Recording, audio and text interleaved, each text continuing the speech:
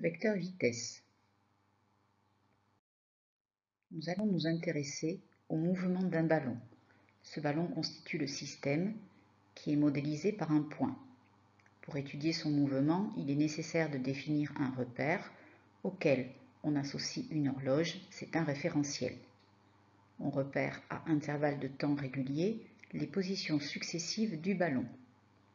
Au cours du mouvement, l'ensemble des positions occupées par le ballon est appelé trajectoire.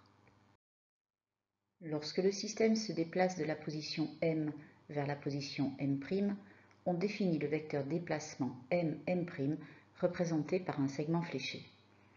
Le vecteur vitesse moyenne est défini par le rapport du vecteur déplacement M', par la durée du parcours ΔT.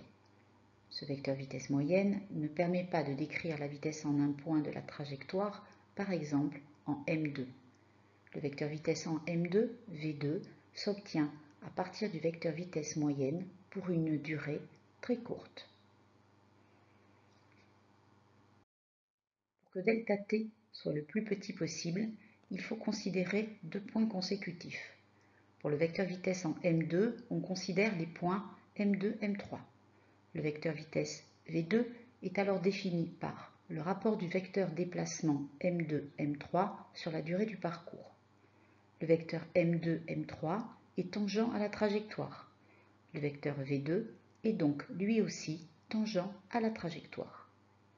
Plaçons-nous maintenant dans le cas simple d'un mouvement rectiligne. On repère toutes les 200 millisecondes les positions d'une voiture modélisée par le point M. L'ensemble des positions M1, M2, M3, M4, M5 et M6 sont alignées. On dit que le mouvement est rectiligne. Comment représenter le vecteur vitesse en un point, par exemple en M4? Calculons tout d'abord sa valeur.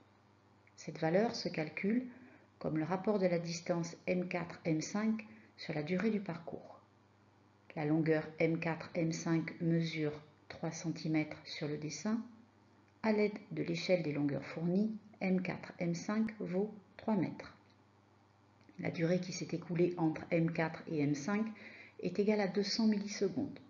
On obtient alors V4 égale 3 mètres sur 200 fois 10 puissance moins 3 secondes, car il ne faut pas oublier de convertir taux en secondes pour avoir une vitesse en mètres par seconde. V4 est donc égal à 15 mètres par seconde. Pour tracer ce vecteur vitesse, déterminons ses autres caractéristiques.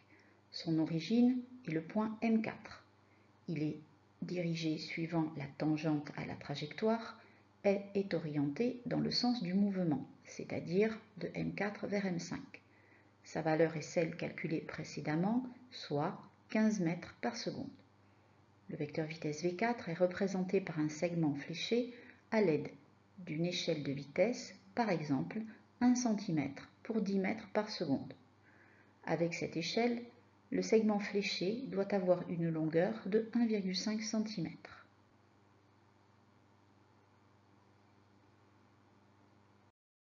Si au cours du mouvement, la valeur de la vitesse augmente, le mouvement est dit accéléré.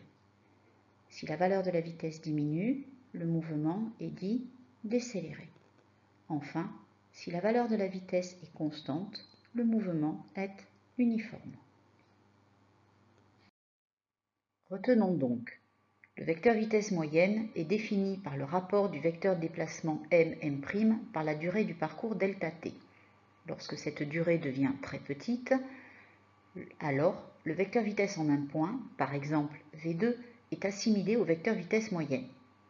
Le vecteur vitesse en un point a pour direction la tangente à la trajectoire, pour sens celui du mouvement, et sa valeur s'exprime en mètres par seconde. Pour le représenter, il est indispensable de choisir une échelle adaptée. Au cours d'un mouvement, si la direction du vecteur Vm ne varie pas, le mouvement est rectiligne. Si la valeur du vecteur Vm ne varie pas, le mouvement est uniforme. Voici un quiz de 3 questions pour faire le point. À la fin de chaque question, lorsque vous voyez apparaître cette icône, appuyez sur la touche pause pour prendre le temps de répondre. D'après le tracé des vecteurs vitesse ci-contre, On peut dire que le mouvement est accéléré, décéléré ou uniforme.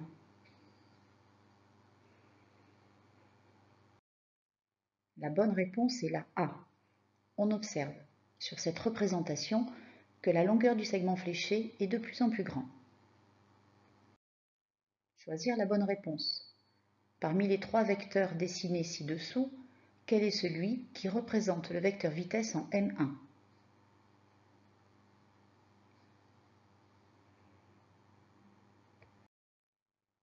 La réponse juste est la C. En effet, le vecteur part du point M1, il est tangent à la trajectoire et a le sens du mouvement. Choisir la bonne réponse. On a représenté les vecteurs vitesse en différents points de la trajectoire d'une balle. La vitesse moyenne au cours d'une chute de 60 mètres en 3 secondes est telle que la valeur de la vitesse moyenne est égale, supérieure ou inférieure à la valeur du vecteur vitesse au point M5.